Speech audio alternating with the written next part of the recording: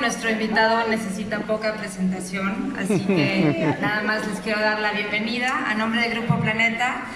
Es realmente un gusto poder estar presentando hoy el Diario del Liceo aquí, una novela que cierra la saga de Caballo de Troya, que ha sido tan importante en México, que formó tantos lectores. Les comparto que yo pertenezco a la generación que leyó por primera vez a Juanjo Benítez cuando llegó Caballo de Troya, y veíamos ese libro que estaba escrito en español y que era una enorme narración, una enorme novela que permitía un involucramiento absoluto de los lectores. Creo que ustedes son prueba viviente de que eso sigue vigente. Juanjo, muchísimas gracias por estar aquí, Blanca por acompañarlo, y pues nos quedamos con Juan José Benítez, señores y señores. Sí, pensé que es ella. Es ella.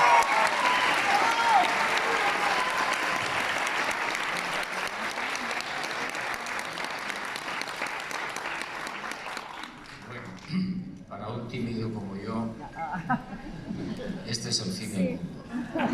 Todavía no. Muchísimas gracias, lo primero de todo. Yo había pensado hablar unos minutos y si les parece bien, pues luego hacer un coloquio hasta la hora del cierre.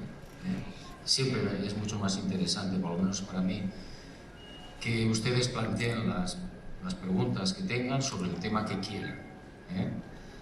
Bueno, 40 años después vuelvo a México. Bueno, he vuelto muchas veces, pero con el trabajo, el encargo de cerrar, entre comillas, la serie Caballo de Troya.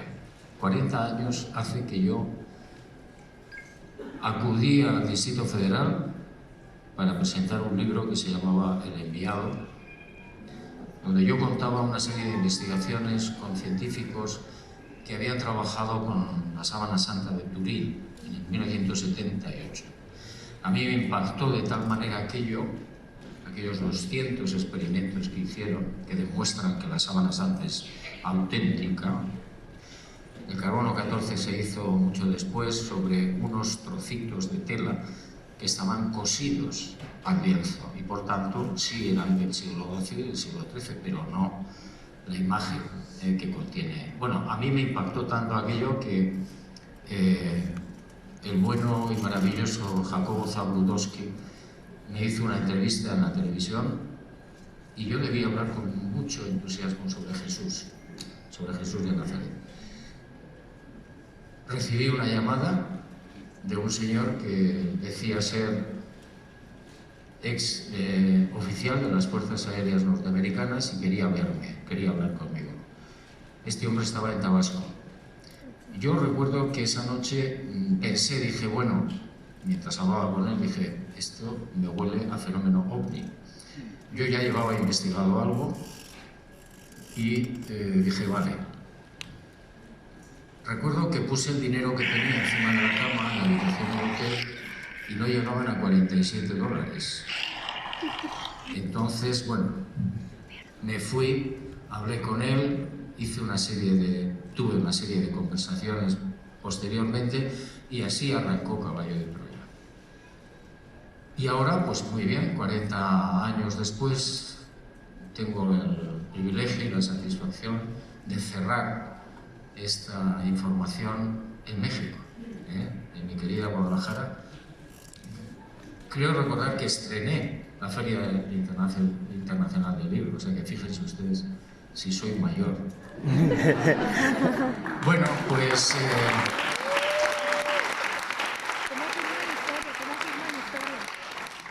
Lo que voy a hacer es simplemente, porque quizás muchas personas a lo mejor no han leído el Diario del Liceo todavía, y voy a tocar simplemente 3 o 4 puntos para que nos sirva un poco de entrada, ¿no?, de ingreso. En primer lugar, el Liceo no es el mayor.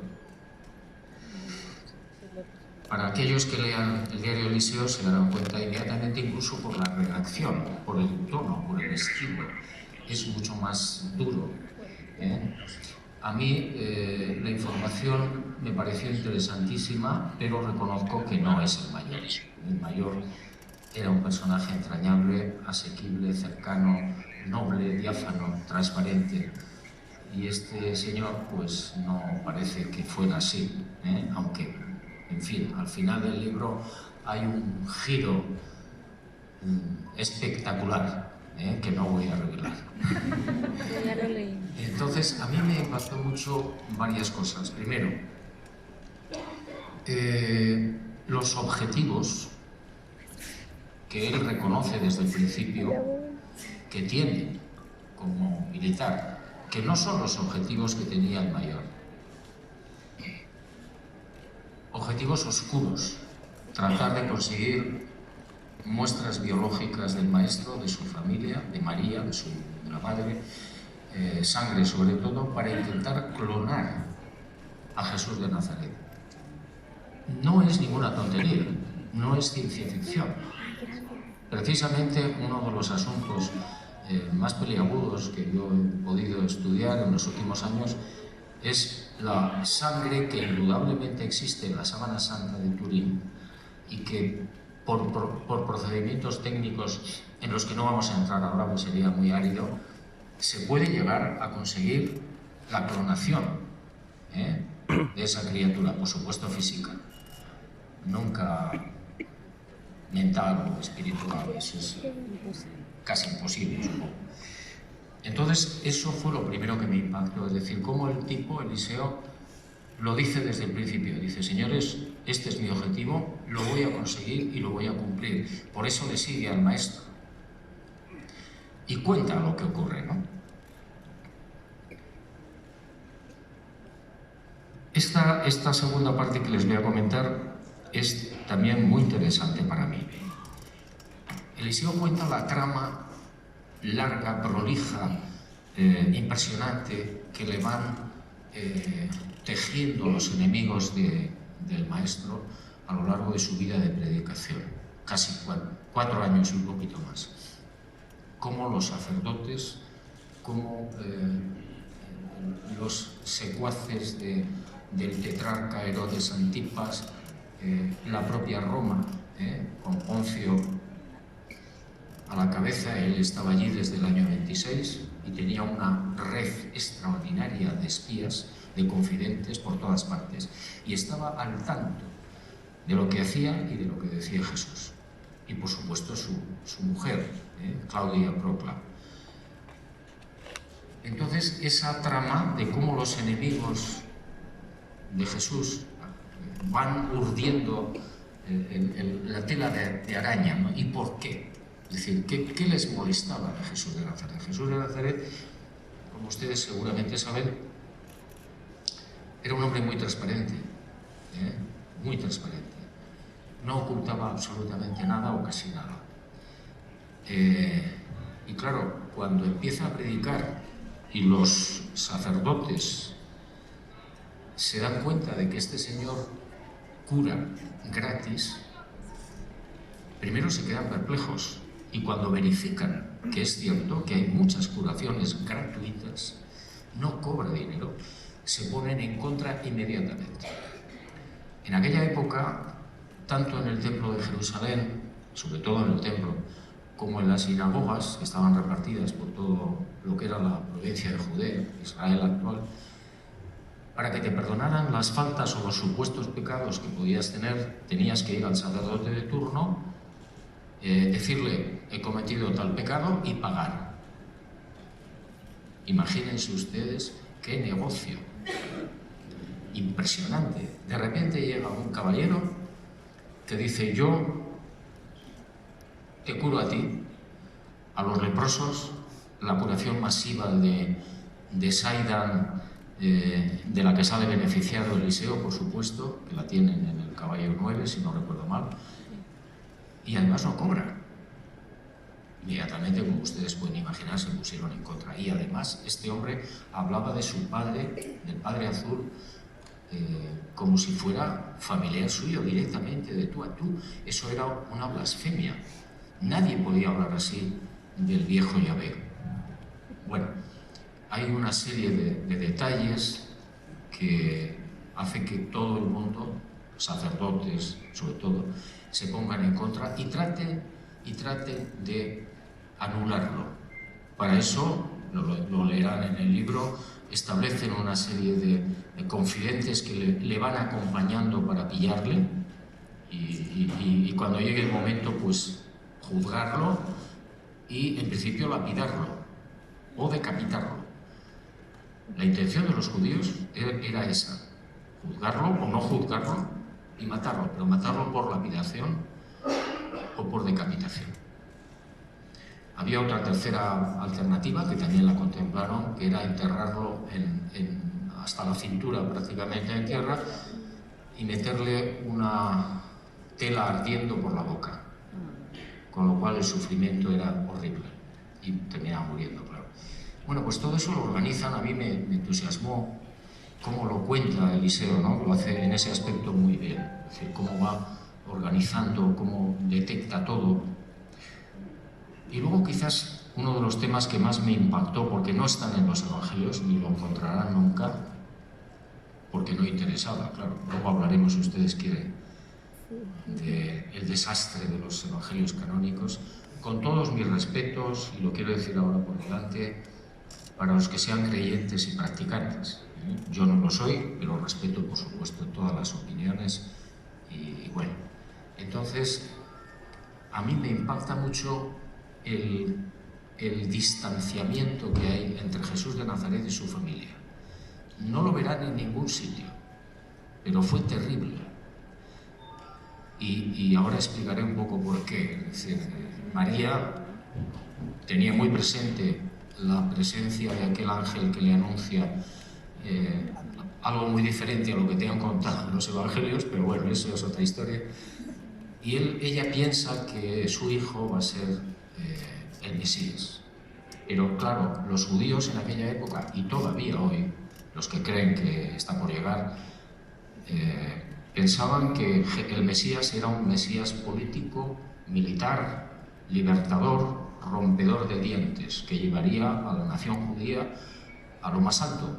Y como además daba la casualidad de que estaban dominados por Roma en esos momentos, pues claro, las pretensiones, el ansia de la llegada del Mesías era total en el pueblo judío. Había más de 500 profecías sobre la llegada de este señor.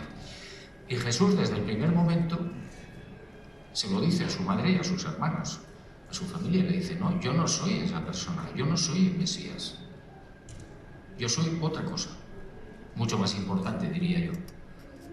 No tenía nada que ver con esa historia de militares y de conquista y de llevar a Israel a lo más alto. Bueno, de hecho, es una simple anécdota, pero yo a mí, cada vez que alguien dice Cristo o Jesucristo, le corrijo y le digo: no, eso es lo contrario a lo que él pensaba. Es decir, el Cristo es la versión griega de Mesías y él no quería eso. Por tanto, lamentablemente la historia, la religión nos lo ha planteado como Cristo o Jesucristo, pero no tenía nada que ver con eso. Y eso le llevó a Jesús a un distanciamiento cada vez más fuerte con su familia, excepto con una de las hermanas, la más pequeña, que estuvo siempre al lado de Jesús, ¿no?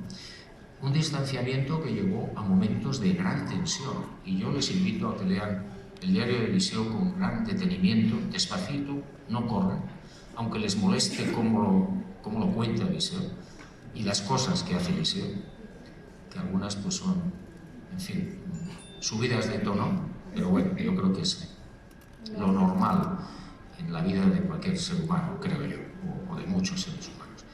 Bueno, entonces llega momentos de tensión terribles, donde la madre y algunos de los hermanos carnales, la versión de la Iglesia Católica es: no, es que eran primos. No. María tuvo Jesús de Nazaret el primer hijo, y luego tuvo más hermanos. Bueno, pues en algún momento ella trata de reconciliarse con su hijo, le acompañan algunos de sus otros hijos y no llegan nunca a un entendimiento. Y hay un pasaje precioso y es que esa hermana pequeña de Jesús de Nazaret, que se llamaba Ruth, bueno, termina con un problema físico importante a consecuencia de un derrame cerebral, probablemente, y queda paralizada. Y María, la madre, acude varias veces ante su hijo, ante Jesús, y le pide de rodillas que cure a su hermana, que ha curado a tantísima gente. ¿Por qué no hace el prodigio de curar a Ruth? El maestro siempre se escabulle, siempre se escapa, nunca dice nada o dice algo, bueno, pero bueno, esto no lo voy a contar porque es el final del libro. Y es fantástico, es muy interesante. Bueno, estas son un poco las pautas más interesantes. Bueno, luego están los prodigios. Jesús hizo muchísimos milagros, muchos más de los que nos han contado. Y otros no fueron tales. Yo pongo siempre el ejemplo que está ahí en el libro, que es revelador. Es decir, ustedes agarran los evangelios y se dan cuenta de que Jesús dice, caminó sobre las aguas. Yo cuando leí aquello por primera vez, era muy jovencito, estaba muy influido por la religión, era lo que me habían enseñado, me habían educado en ese aspecto, pero siempre me pareció raro, es decir, no entendía por qué Jesús de Nazaret tenía que caminar sobre las aguas del mar de Tiberíades. Me parecía circo. En fin, pero bueno, ahí se quedó, ¿no? Entonces, cuando yo leí la información de Eliseo, entendí. Ya en los caballos, el mayor hace alusión a un problema que tenía Pedro. Bueno, tenía muchos problemas, como casi todos, pero había uno relacionado con el problema del sueño. Tenía varios problemas relacionados con el sueño. Uno de ellos era el sonambulismo. Se lo voy a contar, pero cuando lo lean lo van a disfrutar. En un momento determinado, Pedro y los otros discípulos, no Jesús se había quedado en la costa oriental del mar de Tiberíades. Ellos regresaban a Sidon, que era el barrio pesquero de Nahum, de Cafarnaum, al noreste del mar de Tiberíades, del Yam. Entonces cae uno de los habituales vientos que había en aquella época, bueno, y ahora también, el Sarquilla, que era muy violento. Aparecía de repente y desaparecía de repente. Bueno, y entonces Pedro se había quedado dormido en la lancha y tiene un sueño. Entonces ve a Jesús caminando sobre las aguas. No se despierta, se levanta en el sueño y se tira al agua, con la intención de llegar a Jesús. Entonces los otros compañeros que estaban ahí lo agarran como pueden, lo suben y lo salvan, porque si no, el pobre Pedro allí se queda. Y Pedro siempre sostuvo que eso fue verdad. Y los que iban con él sabían que no era cierto, que había sido un problema de sueño. Pero Pedro lo mantuvo siempre. Y de hecho, cuando ustedes leen, por ejemplo, el Evangelio de Marcos, creo recordar, está ahí. ¿Por qué? Porque Marcos fue un niño prácticamente en la época de Jesús, que luego sigue a Pedro y a Pablo y va tomando notas de lo que le cuentan. Pero es que el bueno de Pedro era fantasioso hasta más no poder. Entonces se empeñó en que eso había sido verdad cuando no era necesario. Es decir, Jesús... Hay un momento en uno de los caballos cuando lo bautizan en uno de los afluentes del Jordán, no en el Jordán, y se va a una cueva y tiene un retiro de 39 días. Y una de las decisiones que toma en ese retiro antes de empezar la vida pública es no hacer prodigios, en la medida de lo posible. Él quería, sobre todo, llegar al corazón de la gente a través de la palabra. Hoy diríamos de los libros. Entonces se propone, en la medida de lo posible, no hacer nunca prodigios innecesarios, salvo que fuera, él lo repite mucho, la voluntad de su Padre Azul.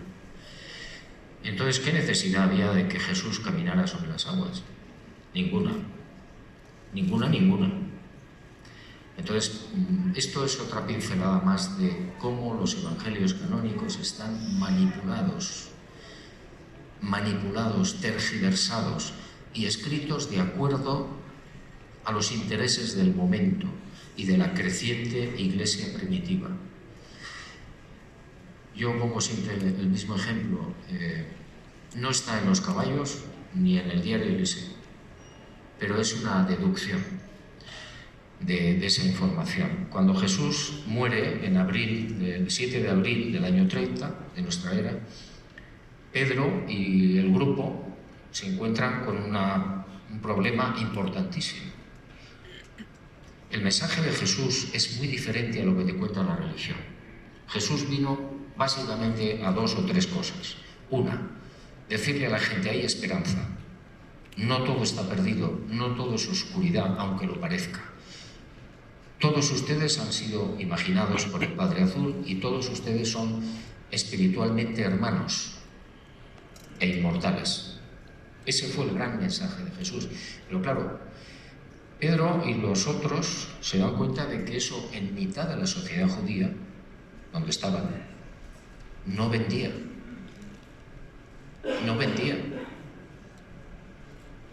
La mujer no era igual que el hombre. De hecho, todavía hay muchos sitios donde es de segunda división, ¿no? Y en aquella época, en Israel, no tenía ningún prestigio de nada, prácticamente. El hombre libre tampoco era igual que el esclavo. Y eso les interesaba mucho a los judíos, que comerciaban con eso. Había grandes mercados de esclavos, en Jerusalén sobre todo. Ni el hombre rico era igual que el pobre, por supuesto. Y si hablamos de judíos, pues ni le cuento. ¿Hasta dónde llegaba el valor del dinero? Esto no vendía, como digo, y entonces ¿qué hacen? Entierran el mensaje. Hasta hoy. Ninguna religión ha sacado ese mensaje a flote. ¿Y qué hicieron? Pues bueno, de Pedro y los otros dijeron: pues aquí lo único que nos cabe y lo que nos queda es la resurrección, que sí deslumbró a la gente. ¿Por qué? Pues porque todo el mundo quiere seguir vivo después de la muerte y de alguna manera les interesó muchísimo. Y crearon una religión a propósito de la figura de Jesús de Nazaret. Sobre todo Pablito, que llegó después y que era un misógino espantoso. Odiaba a las mujeres como no se pueden ustedes imaginar. Yo no entiendo cómo se pueden leer las epístolas de Pablito en las iglesias, donde os trata a las mujeres no de segunda división, de quinta división. Bueno, ese es el panorama que se encuentra Pedro y los suyos en el año 30, nada más morir Jesús de Nazaret. De hecho, hay 4 discípulos que no están de acuerdo con este planteamiento y se van, que tampoco dicen nada en los evangelios. 4, que para evitar problemas mayores dicen: bueno, pues cada uno por su lugar, y se van. Y el resto se aglutina en torno a Pedro, que ya empezaba a ser el líder en muchos aspectos, y se va haciendo grande la estructura. Los fieles, aquello se va haciendo prácticamente incontenible, hay que poner limitaciones, como todos los seres humanos hacemos siempre, barreras, dogmas, prescripciones, y además se olvida completamente el mensaje inicial y más importante de Jesús de Nazaret. Bueno, pues esto último no está en el diario Eliseo, pero bueno, es una deducción después de la lectura de todos los caballos. Como siempre, pues decirles que lo lean con detenimiento, que lo lean 2 veces. Y si pueden leer los caballos 2 veces o 3, mejor. ¿Por qué? Yo les aseguro, yo los he leído varias veces, que me he quedado asombrado. Porque siempre descubres algo nuevo que te impacta, que se te había pasado por alto, o que en ese momento tu mente no estaba en ese asunto, ¿no? Y es un descubrimiento constante. Miren, Y yo siempre digo, hay muchos periodistas que me preguntan, bueno, a ver, ¿usted ha escrito Los caballos de Troya? Digo, sí, los he transcrito, pero no son obra mía. Ah, eso es imposible. Bueno, y entonces hay un libro mío que se llama Pactos y Señales, donde yo al final del libro analizo una serie de capitulitos, analizo Los caballos de Troya. ¿Por qué no he podido escribirlos? Bueno, transcribirlos sí, pero ¿por qué no son obra mía? Le pongo un ejemplo. Hay 5 o 6 capítulos, me parece recordar.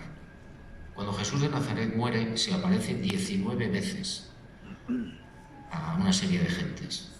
Entonces, hay 3 sitios muy alejados entre sí, que eran Alejandría, Tiro, en el actual Líbano, y Amán, en la actual Jordania, Filadelfia. El libro ya estaba publicado, por supuesto, de las apariciones de Jesús después de muerto, y alguien me toca en el hombro y me dice, cuenta los kilómetros que hay entre esas 3 ciudades. A sus órdenes. Cuento los kilómetros, salen unas cifras, 500 y pico kilómetros, no sé qué tal, y me dice, ahora esa numerología llévala a la simbología de la Cábala. Lo hago y me sale una frase. La muerte, más o menos, es un peaje, una condición necesaria para la vida, para la nueva vida. Señores, cuando yo transcribo esos caballos, yo no podía imaginar siquiera esa información sobre los kilómetros que había entre una ciudad, otra ciudad y otra ciudad. Segundo ejemplo, que demuestra claramente que yo no tengo nada que ver, o muy poco que ver con los caballos, con la información de los caballos. En el 9, en el milagro de Caná, que es espectacular, para mí es uno de los más bonitos, y también igualmente tergiversado por Juanito, que estaba allí, pero estaba en una esquina, estaba en un córner, no se enteró de nada. Entonces, el mayor cuenta cómo se produce el prodigio, la sustitución del agua por el vino dulce, y hay una secuencia numérica muy larga. Y el mayor dice, no tengo ni idea de qué va esto. La secuencia aparece en el ordenador, en la cuna. Ahí se quedó. Y un día me tocan otra vez en el hombro, la bella intuición, y me dice, esa secuencia numérica, larguísima, pásasela a especialistas de todo tipo. A ver qué te cuenta. Y lo hice. La paseé por diferentes especialistas y uno de ellos me contesta y me dice, son notas musicales. Y efectivamente, yo se lo pasé luego a los músicos orquestaron esas notas. Está en mi página web, la música es espectacular. ¿Cómo puedo yo hacer eso si no sé música? Bueno, y seguimos con la magia del coloquio, que para mí es lo más interesante, si les parece. Vamos a tener aproximadamente media hora para que ustedes pregunten lo que les parezca oportuno. No quiero desvelar más cosas del diario de Eliseo porque creo que les haría un mal servicio. Es un libro duro, muy duro en algunos momentos, pero muy ilustrativo. Muy ilustrativo, te da una visión muy importante y una perspectiva muy interesante sobre la vida de Jesús. Bueno, ¿por dónde empezamos? Bueno, querido Malak, es un honor tenerlo aquí en México. Muchas gracias por haberse atrevido a publicar esta información maravillosa, que en lo particular yo creo que compartimos todos, nos ha llenado de esperanza, de confiar en que el futuro es asombroso. Gracias por ello. Y por otra parte, la pregunta sería la siguiente. En el libro de El diario de Eliseo nombra lo del robo del cáliz del maestro, la copa que se le regala en las bodas de Caná precisamente, y se le dice que esa serie de números contiene una profecía, y la pregunta va dirigida ahí, si ha usted investigado acerca de esa numerología que lleva el cáliz de acero inoxidable del maestro, que el maestro cuando predicaba lo limpiaba y le tenía especial afecto. Muchas gracias. Bueno, he investigado un poco sobre eso. Efectivamente, en la base del cáliz es un acero inoxidable, impensable en aquella época, hasta 1910 aproximadamente, no se descubre, entre comillas, en Europa el acero inoxidable, pero está ahí, lo analizan, y en la base del cáliz hay una microescritura siguiendo las espirales de esa zona interior del cáliz, que solamente pueden ser visibles al microscopio y que el mayor lo detecta, le llama la atención, pero hasta ahí no sé más.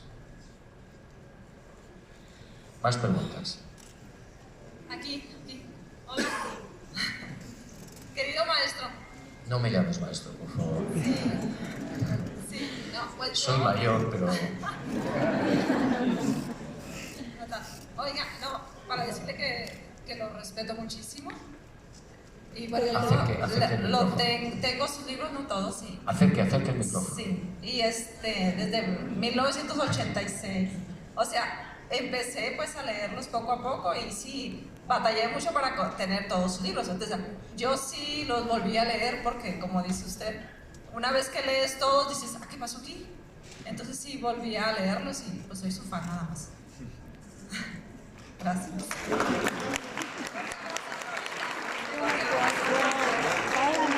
Tengo que abrazarlo ahorita. Perdón, no. Que lo tiene que abrazar. Pregúnteselo a Blanca.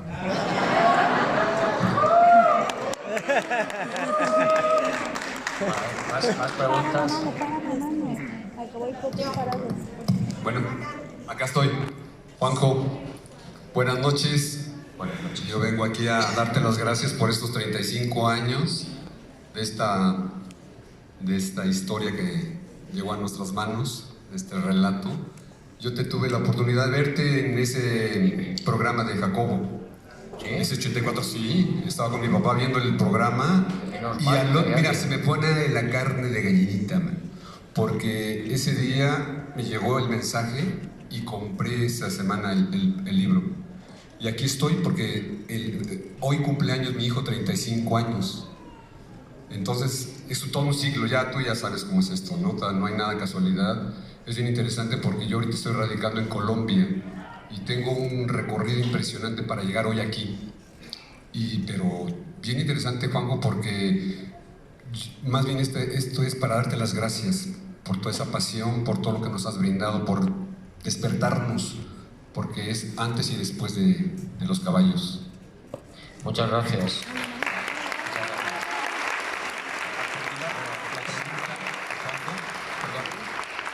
La pregunta porque yo me quedé con la cosa del jade negro que se encontró ahí, ¿cierto? Y que aparentemente regresó y no me quedó la duda si regresó, si lo trajo para acá el jade negro al tiempo. No lo traje para acá. No lo traje, no, porque por ahí aparece. Bueno, y nada más para terminar, ese jade negro también decía ahí que en la parte de Guatemala es donde está una parte de donde se extrae ese jade. Yo lo que sé es que es de origen chino. Es un jade negro de origen chino. Eso sí lo sé. Porque, bueno, yo hice también algunas averiguaciones. Me encanta saber de alguien que estuvo viendo ese programa de televisión de Jacobo, ¿no? Para mí es muy emocionante porque es el destino, ¿no? Cómo traza, cómo va tejiendo, ¿no? Toda la historia de la vida de cualquier ser humano, es decir, ¿no? De todos los seres humanos. Es otra de las cosas que yo aprendí en los caballos, ¿no? Cada ser humano tiene un contrato famoso. Aquí se habla bastante del contrato. Ya, párala. Me están parando todo.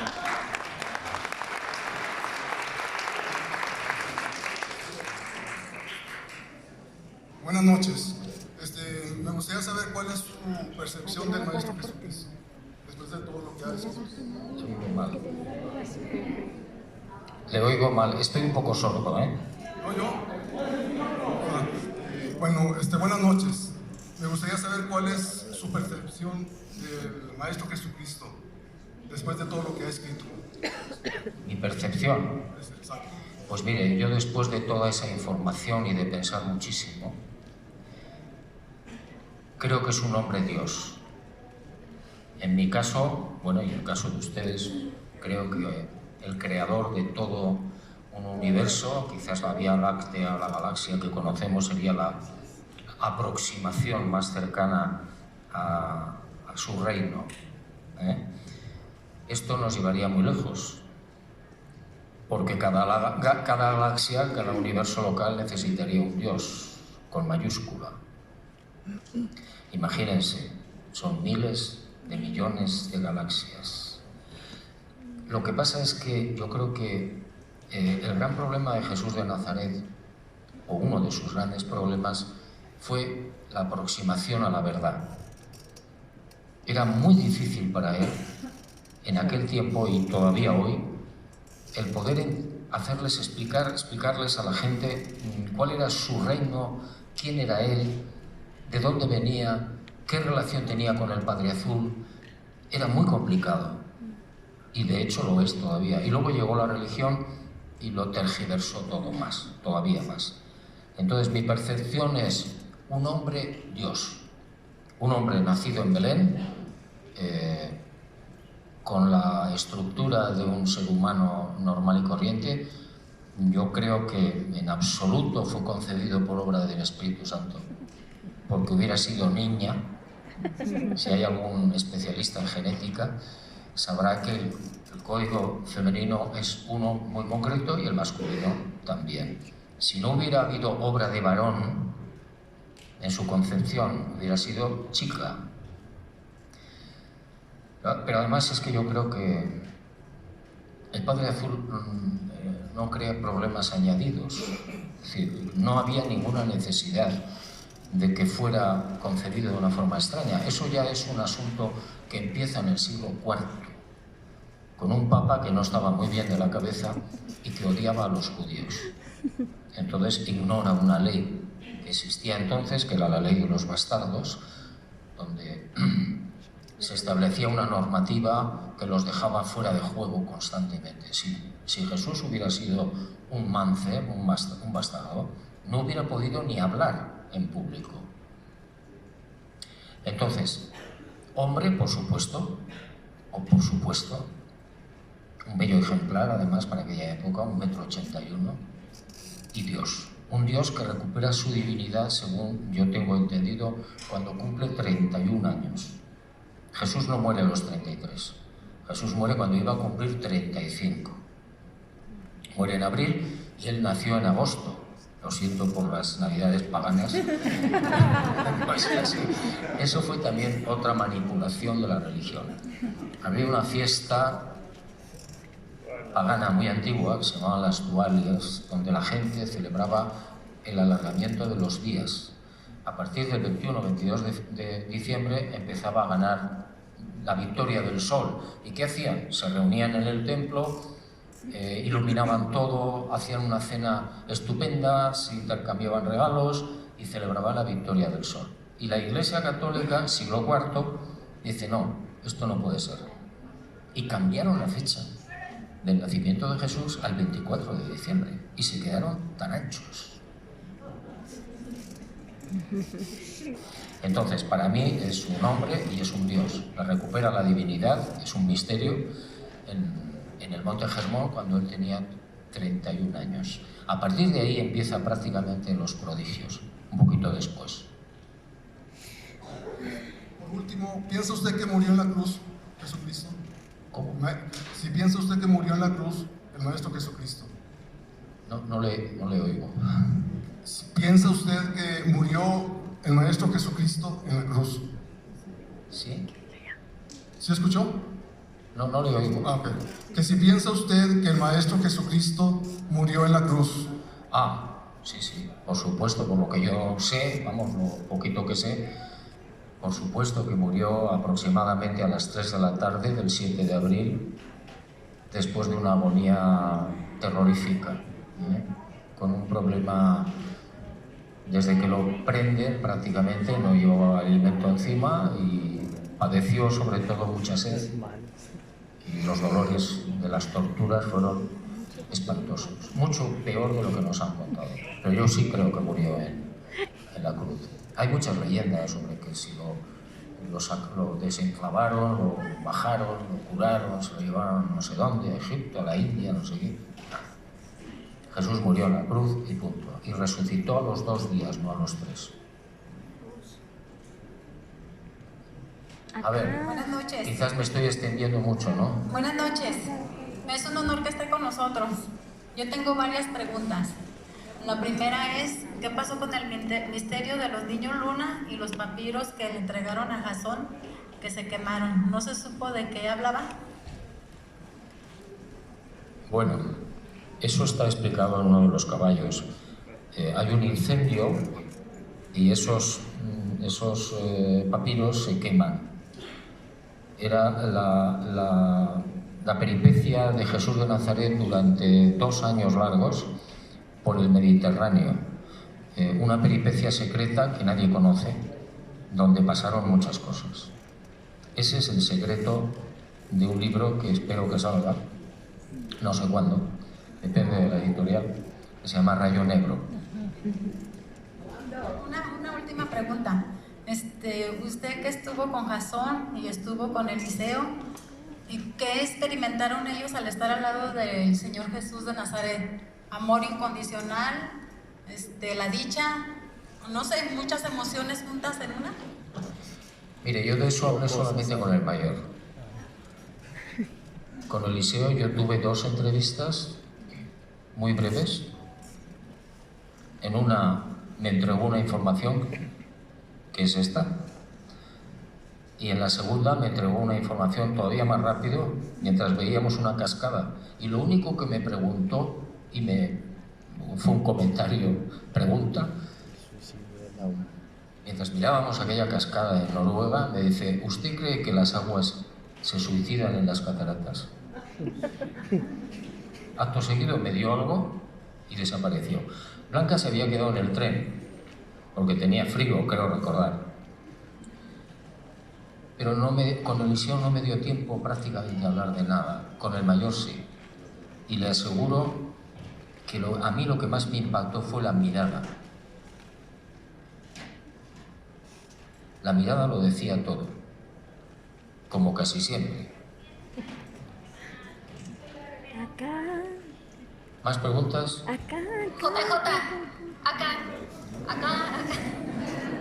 JJ, gracias por estar aquí. Sabemos todo lo que has tenido que pasar para traernos el regalo de los diarios, de los caballos y del diario de Eliseo.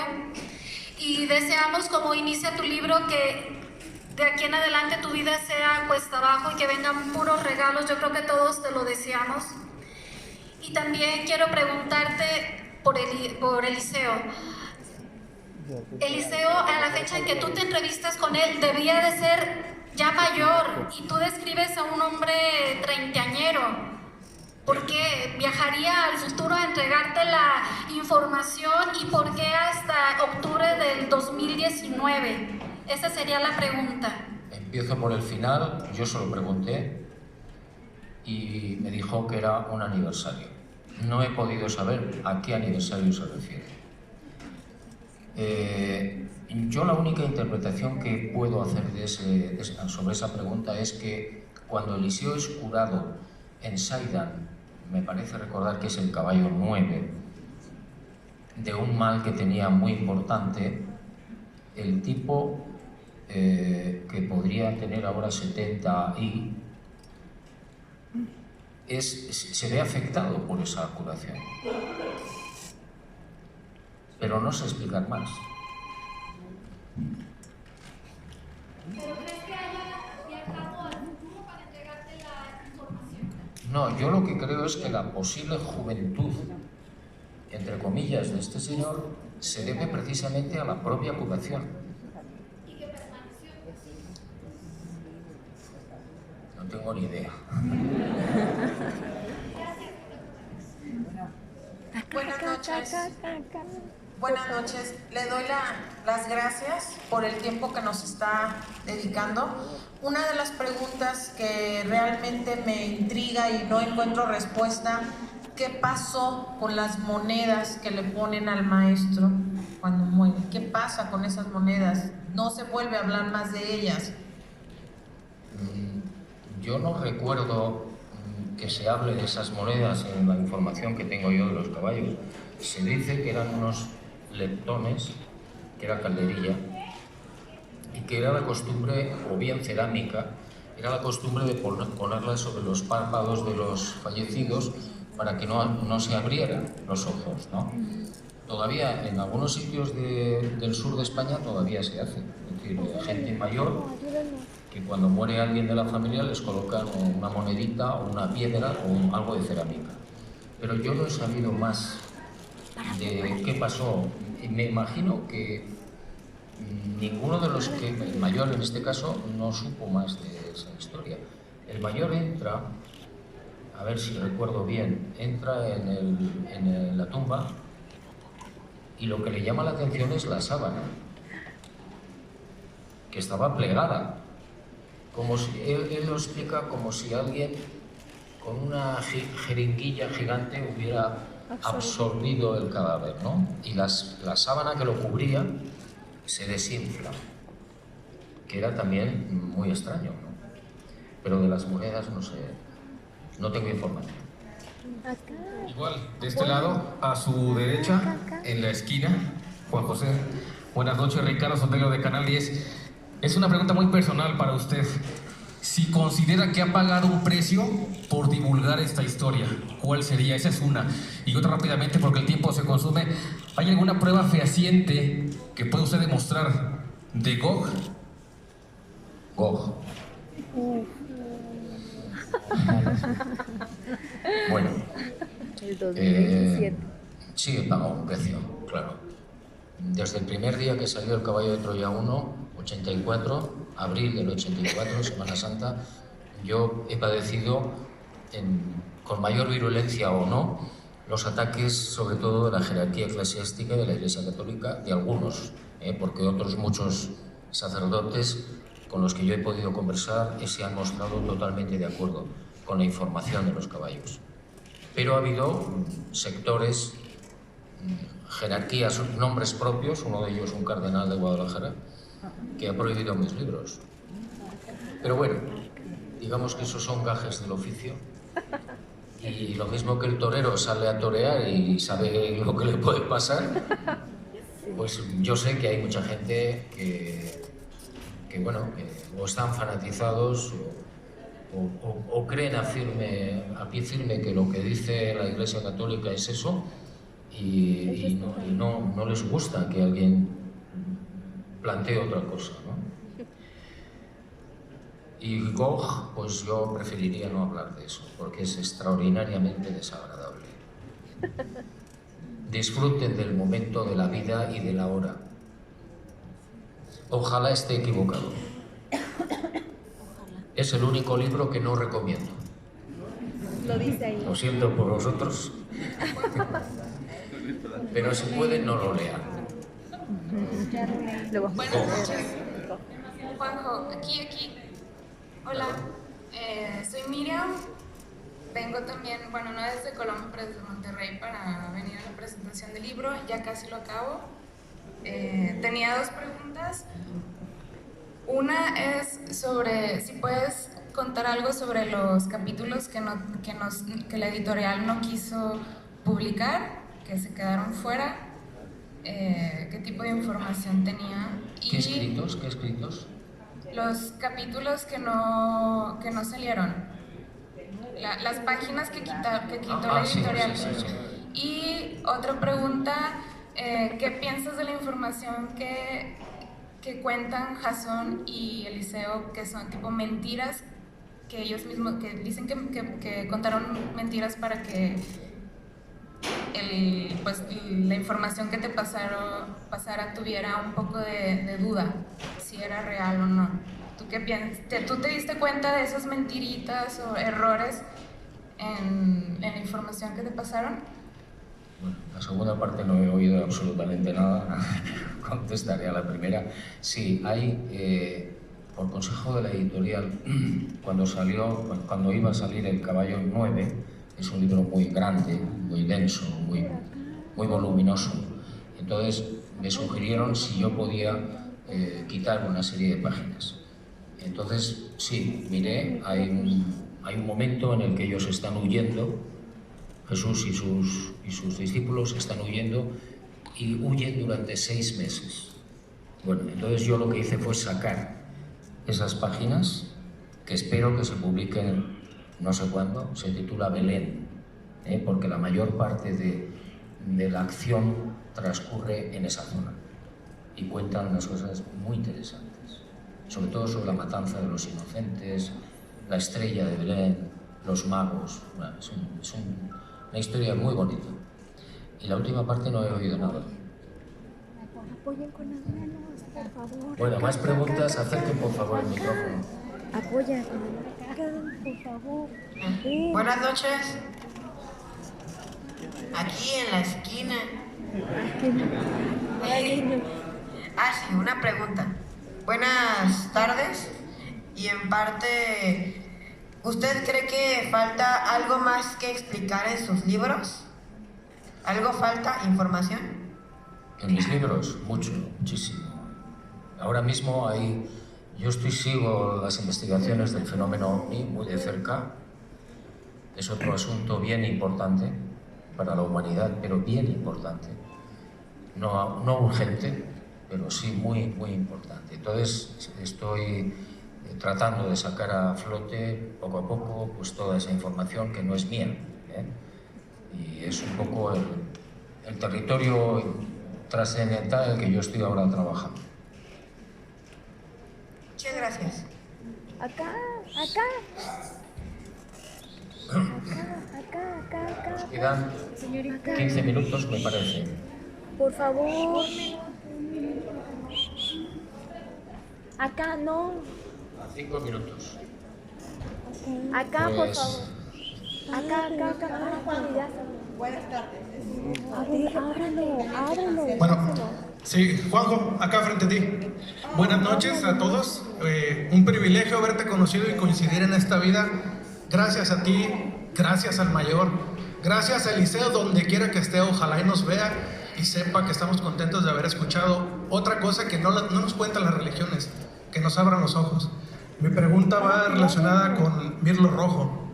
En conferencias pasadas tú habías mencionado que, bueno, no me gusta decirlo así, pero pasando a la siguiente vida, tú pensabas dejar toda esa información, compartirla con nosotros, publicar el libro que falta de la serie Planeta Encantado y cerrar esa información, que es la que no se ha publicado en los documentales. ¿Tienes alguna fecha planeada para esto? Ni idea. No tengo ni idea. Bueno, sigue entre tus planes a futuro, porque de parte mía viene una petición. Quizás va a sonar a proselitismo, pero yo sí te pediría, como tributo a todos los que hemos seguido tu legado, desde las nuevas generaciones, la generación mía y los que ya no están en este mundo, hemos siempre ansiado conocer al mayor, conocer su verdadero rostro, su nombre. Y esa es una de las cosas que yo te pediría, a nombre de muchos que tienen esta curiosidad. Si tú pudieras, una vez que viajes a este mundo, compartir los manuscritos originales, y si tuvieras alguna foto del mayor sería emocionante. Bueno, eso no es lo más importante. Lo más importante es que la vida de Jesús de Nazaret y sus mensajes lleguen a su corazón. Eso es para mí lo verdaderamente importante. Acá, fuera la mano. Acá.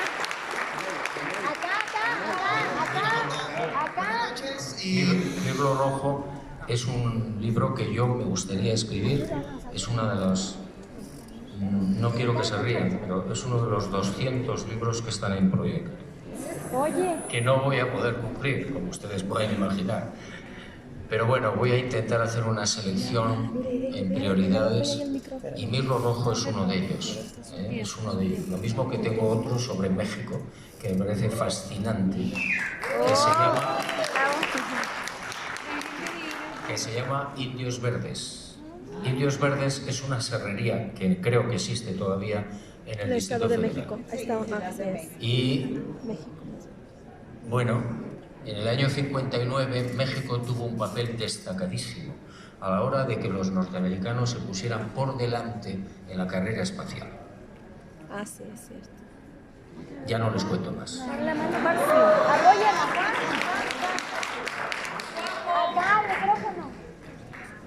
noches. Buenas noches. Primero que nada quiero dar gracias a Ava, al mayor, a usted, por darnos la información del mensaje real que dejó el Maestro Jesús.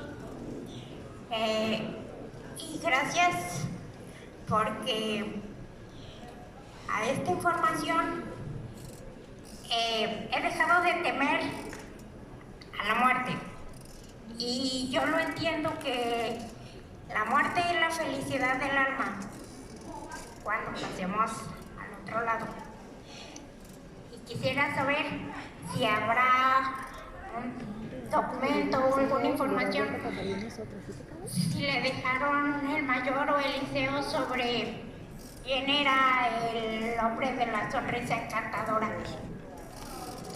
Te aconsejo que leas el diario de Eliseo. Ahí aparece de nuevo, con su nombre, pero no te voy a decir quién es. Léelo, léelo. Juanjo, bienvenido a México. Muchas gracias. Dios contigo y en ti siempre. Mi pregunta es la siguiente. Relacionada con la luz, el relámpago azul que siempre aparecía a la hora de efectuarse los milagros por parte del Maestro, ¿está relacionada con el concepto que el Maestro manejaba de su padre, el Padre Azul? Yo creo que sí. Yo creo que sí. Les cuento una experiencia de una niña. Está en Pactos y Señales, si no recuerdo mal. Pactos y Señales. Una niña pakistaní que tiene una experiencia cercana a la muerte, no llega a fallecer, y cuando regresa, brevemente les cuento, ella explica que ha estado con Dios. Y claro, la familia, todo el mundo le pregunta, ¿y cómo es Dios? Y ella responde, azul. Y no hubo manera de sacarla de ahí. Pero ¿cómo era? ¿Era un hombre, era una mujer? Azul. Entonces yo creo que sí. Acá. Párate. Bueno, me echan, así que... No, una más. Juanjo. Él, una. Muchas gracias por todo. Ha sido un placer. Ya lo corres. La firma va a ser en el módulo de firmas. La feria firma. cierra a las 9 de la noche. Pues sí. Solamente tenemos una hora y ya hay mucha gente formada. Entonces...